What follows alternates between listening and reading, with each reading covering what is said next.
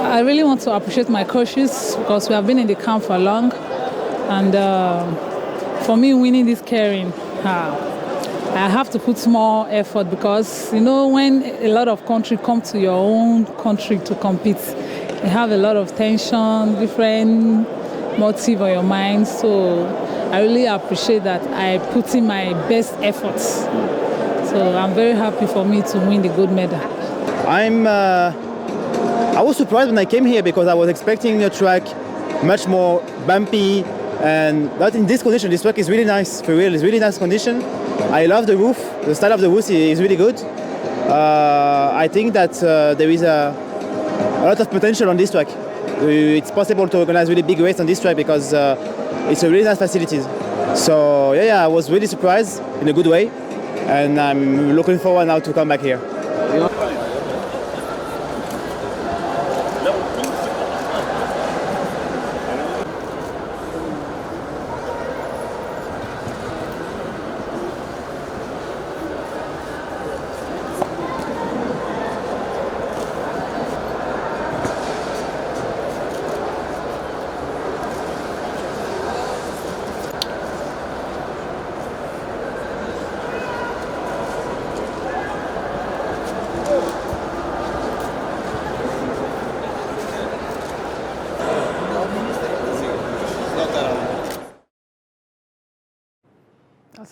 They are coming from Nigeria, hosting Africa in the African Track Cycling Championship that took place in Abuja.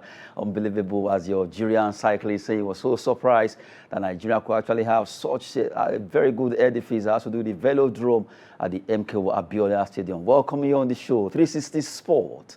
On Trust TV, I am Adeni Ajishafe. Good one, at least someone from Algeria appreciating what we have here. All we need to do is to maintain and sustain all these facilities to at least have the best of it being at least executed by all these athletes. Good one there. Welcome you once again on the show. Joining me to talk sport is Chinedu Hanusi. Good to have you.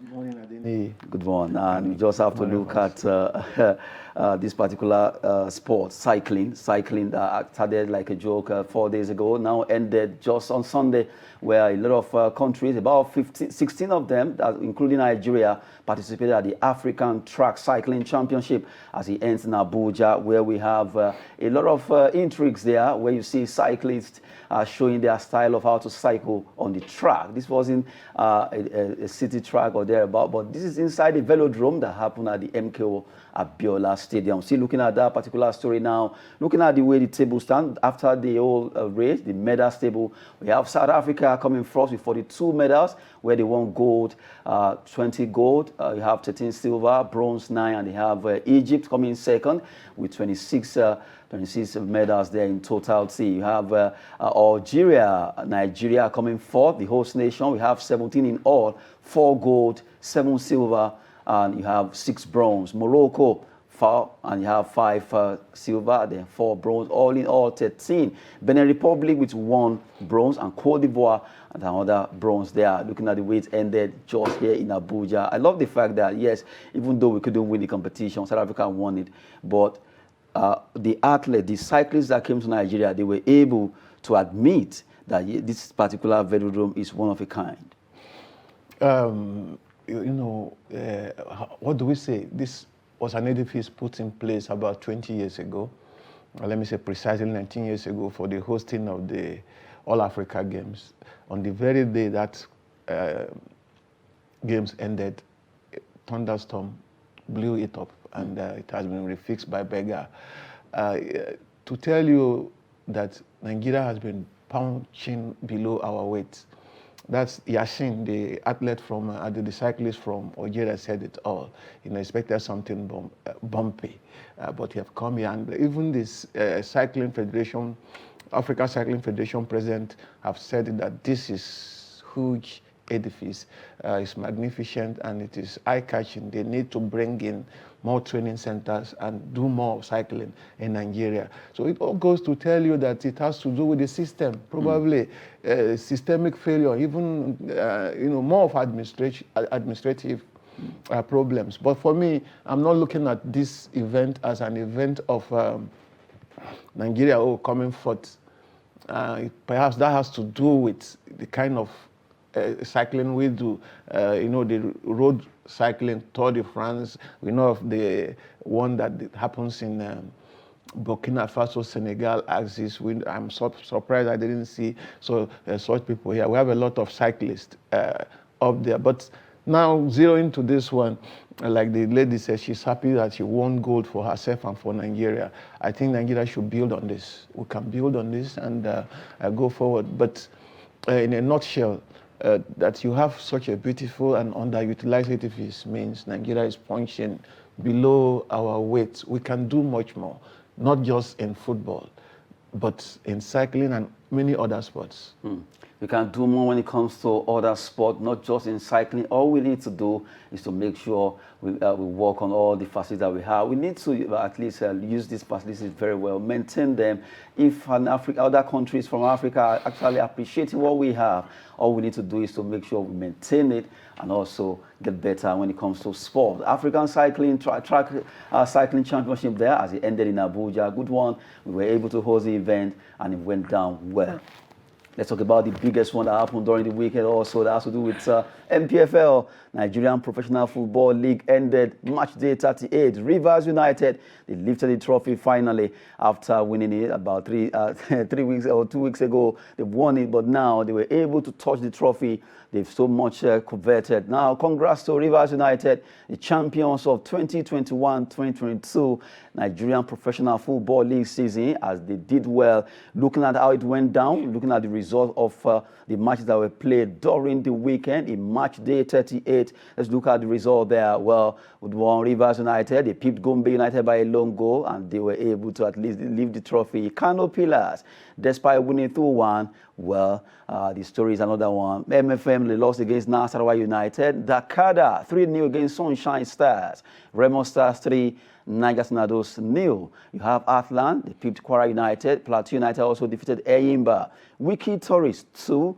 Katsina 0. Abia Warriors defeated Lobi Stars 3-0. And you have Enugu Rangers winning against Aqua United as it went down. Now, looking at the table, a lot of issues here and there concerning the relegation of Kano Pillars. Now, you have the R's and you have the CC, Rivers United, Plateau United, and Remo Stars. They've all qualified for CAF competition that has to do with CAF Championship for Rivers and Plateau United. And CAF Confederation has to do with Remo Stars with 62 points. And you look down, you have Katsina, Heartland, Kano Pillars, MFM. Attention has been on Kano Pillars because one of the biggest teams in Nigeria are going down relegation. Yeah, unless they, as we're hearing, they say they want to go to the court for arbitration in sports. Yes, CAS. And I don't see them getting a result there because the issues are very clear, very genuine. They touched on the soul of Nigerian football. And a lot of issues came up. Kano Pillars, one of the teams, as a Premier League referee for 8.5 years in Nigeria. I like Kano Pillars. I also like Mighty Jets because there are teams that are owned by the people. There are teams that are very close to the heart of their fans. But Kano Pillars, obviously, they allowed their cup to overflow. Of late, they've degenerated into something else. I think that has to do with leadership problem because this latest 3-point deduction that they are suffering from is something that has come from their chairman who left the state box to come down and, assault a referee, assistant referee, one of that game against Dakada. So I don't see how they are going to get judgment from the court in Lausanne, Switzerland. But the good thing is there's a balance. You can see many people were saying perhaps this season there's the leadership of the Nigerian Professional Football League, that is Sheikh Udiko and Salih Abubakar, are trying to favor teams from the north. But it is clear here that the 4 teams relegated, 2 are from the south and 2 are from the north. And fortunately, Northwest rivals, Katsina United and Kano Pillars, that also had a very, very bad match where the LMC was forced for the first time to deduct 3 points from Kano Pillars. That game between Pillars and Katsina United in at the Sani Abacha Stadium or in Kano. At the end of it, Kano Pillars also has created another record. They are the first team to be deducted 6 points in a season, and I think we're making progress. The only place we're not making progress is the leadership of the LMC. Why write a letter when an appeal has gone from Dakada to NFF, and you are trying to influence an opinion of an appeals committee that have jury, that have lawyers that have practiced up to 30 years, up to 20-something years, heading that committee? I'm talking of EDIMAC.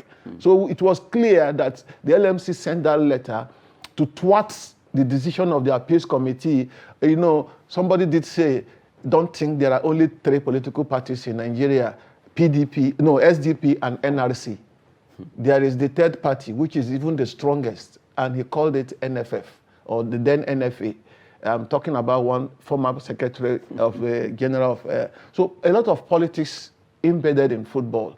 And Sheikh Udiko and Malam Salih Abubakar should come out and apologize to Nigerians for that kind of letter that was sent. I'm happy also that the NFF made it known to them that they should withdraw this letter and never send such a letter before. When a case is, you have taken your own decision and a smaller club that felt cheated took the case to the NFF, why are you writing the NFF to persuade them to allow the decisions you have taken to stand? Allow the case to be judged on its merit. If there is any issue like Kano Pillars say they want to do now, they want to go to court for arbitration for sport, they are free to do that, but I don't see them getting any. And that is good thing too. Of late we hear that they are looking for positions to buy. There's this Doma United, there is the teams that are... The Doma actually have refuted that. So those statement. Clubs have refuted that, but something may yield. Kano Pillars is a big-time team. Some people are equating them to Barcelona of Spain or Real Madrid, or big team. And I said, no, they should just keep their mouths shut. I'm sorry to say, don't pronounce those clubs in the same line with Kano Pillars. Kano Pillars, the fan base is superb. Everything about them is superb. The only club, perhaps the only club in Nigeria with a traceable address.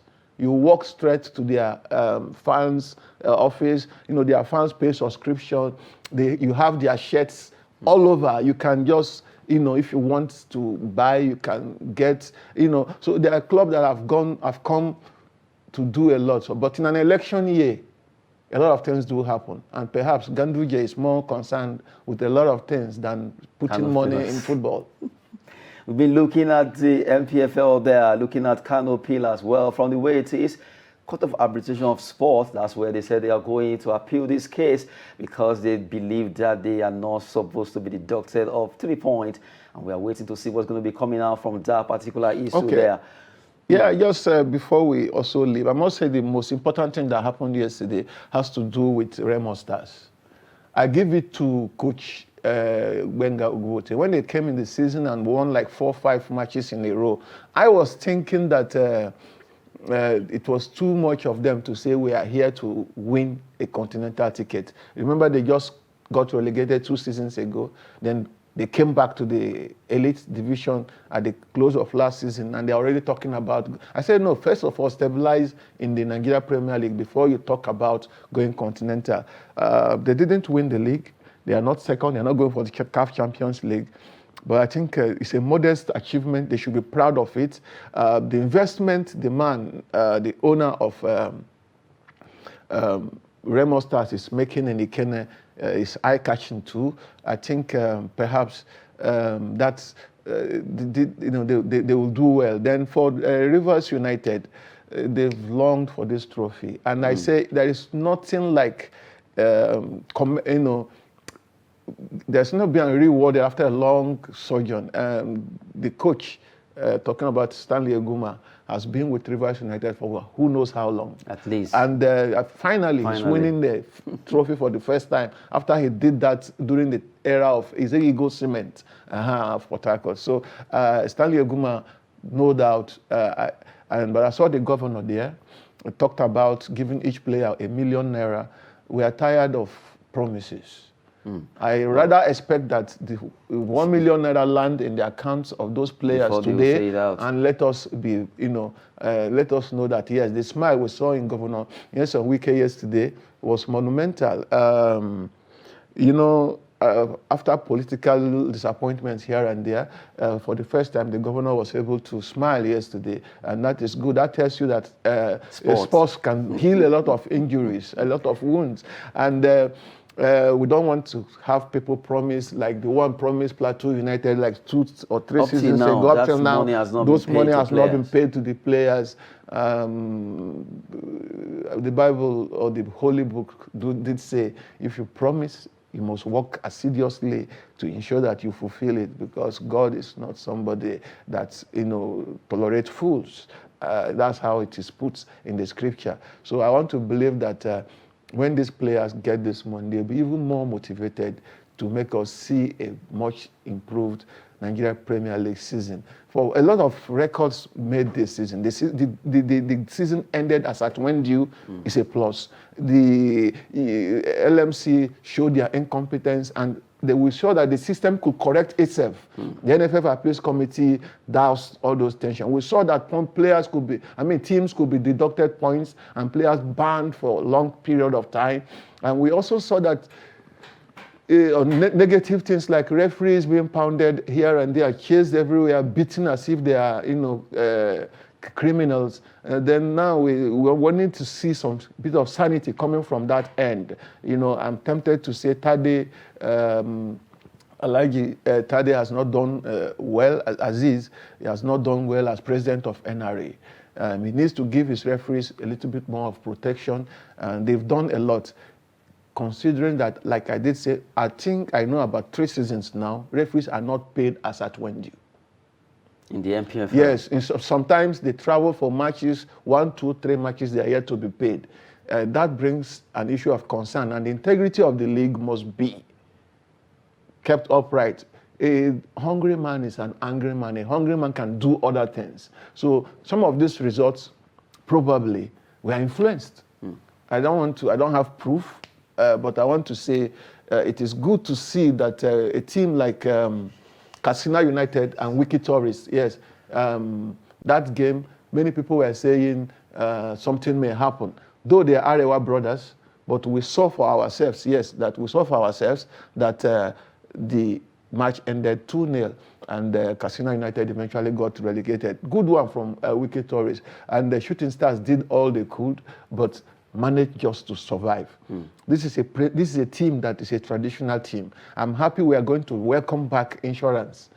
Bende Insurance. Yes, back to the Nigeria Premier League when Canopilas is leaving. But Shooting Stars, they need to do a little bit more to keep the management functioning better next season. Good one there. Just looking at the MPFL. Well, 2021-2022 season ended just on Sunday, and Rivers United are right now celebrating the fact that they won that trophy, the much coveted trophy concerning Rivers United. Plateau United also joining them, and also Remo Stars of Ikene making it to the Continental, qualifying for CAF Confederation. Well, as it is, let's the battle begin for next season. Let's see the team that will be joining Doma United and also Bende Insurance in the from the NNL to make it to the MPFL. Quickly, we have to talk about athletics now, where Nigerian quartets of Samson Joy, not forgetting Patience Okon Joy, also they were able to do well. At least they tried their best. They qualified for the final, but they came sixth in the finals of that race. 4x400 mixed relay. Nigerian team, they came sixth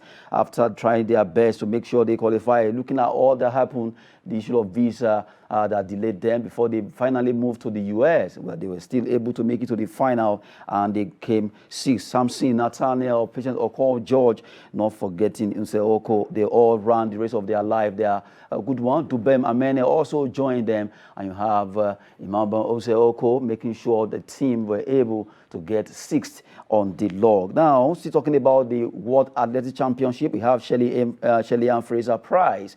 And Fred Kelly wins men and women's 100 meters title. This lady has become a legend in this sport of athletics that has to do with 100 meters. The Jamaican, although it was all Jamaica final for the women, while for the men it was all US finals as they won the first, second, third. I think this particular sport is one of our strengths when it comes to athlete or sport. But this time around, a lot of issues that do allow Nigeria to even get closer to winning anything. But still, we're still able to at least make some mark. You did say visa issues. The fastest man in Africa, Omoyala from Kenya, was not at the World Championship. It has to do with some obnoxious... He finally got the visa. Okay, finally, yeah, but yes. Okay. You see, we see some obnoxious restrictions. The Americans are, posing to the rest of member nations in the world in terms of traveling.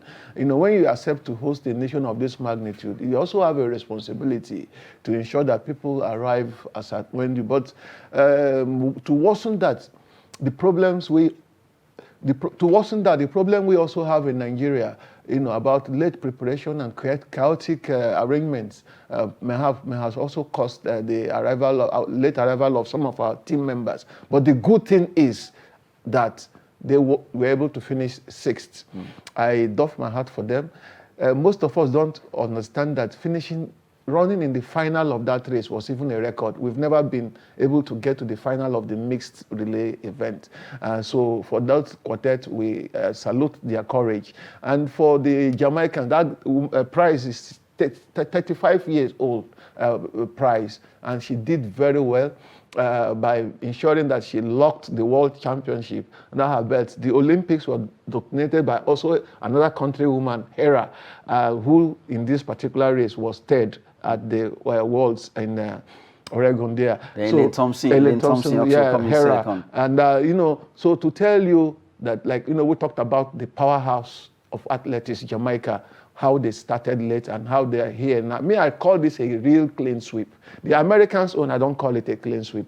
The reason is very soon you start hearing of other complicated issues like, this person did this person did that. We've not had very clean athletes from America for some time in this race. I remember the Colin Williams and others. So as far as I want to believe, kudos to those that won. Better luck for Nigeria next time. Hopefully Nigeria will actually do well next time. They got $8,000 for qualifying, at least getting to the final of that race, getting 6th position. And before we go, Manchester United agrees deal with Lisandro Martinez of Ajax. Good one for Manchester United. At least they are edging close to get their man. Agreement has been made, and now he will be joining the £57 million move to Old Trafford to join Eric Ten Hag. And the last one has to do with Bayern Munich, offers £59.5 million for Juventus centre-back Mathis De Ligt. He has been the player they wants to buy, and that's it. He's actually edging close to. They've offered £59.5 million for the Juventus centre-back. Congrats to Manchester United for at least getting to agree a deal with Lisandro Martinez. That will be it on 360 Sports. Chinedu Hanusi has been here. Thank you very much for coming on the show. I will so appreciate, and we believe that when you buy what you need and what you can use well.